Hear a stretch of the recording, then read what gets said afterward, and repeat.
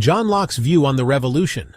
John Locke's advocacy for revolution as a legitimate political act is deeply rooted in his philosophical principles and historical context.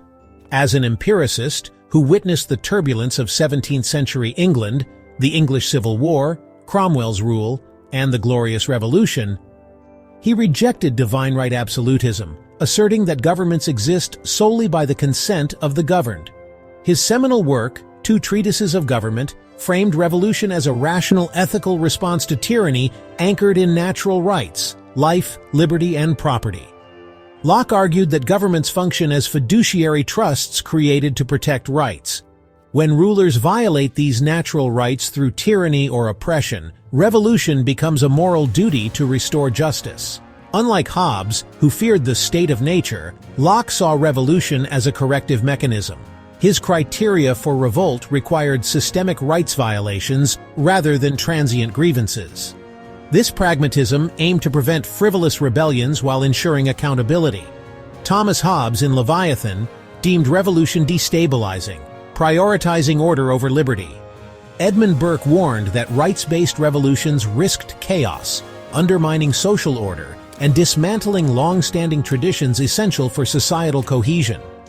David Hume dismissed Locke's social contract as ahistorical, arguing that most governments arise from conquest, not consent. Hannah Arendt noted that revolutions often fail to institutionalize freedom, leading to new tyrannies.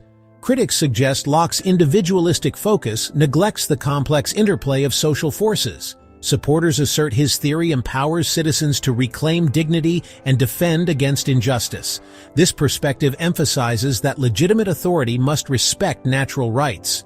Locke's framework remains vital for three reasons. First, his emphasis on conditional sovereignty underpins modern constitutionalism.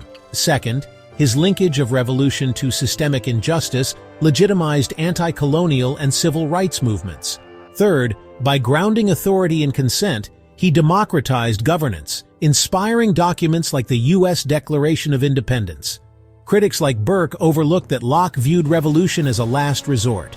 His empiricism ensured that rebellion was context-specific rather than ideological.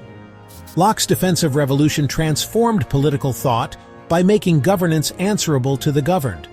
While Hobbes and Burke highlight the risks of instability, Locke's nuanced criteria ensure his ideas endure. In an era of authoritarian resurgence, his vision of revolution as a restorative act remains a cornerstone of democratic accountability.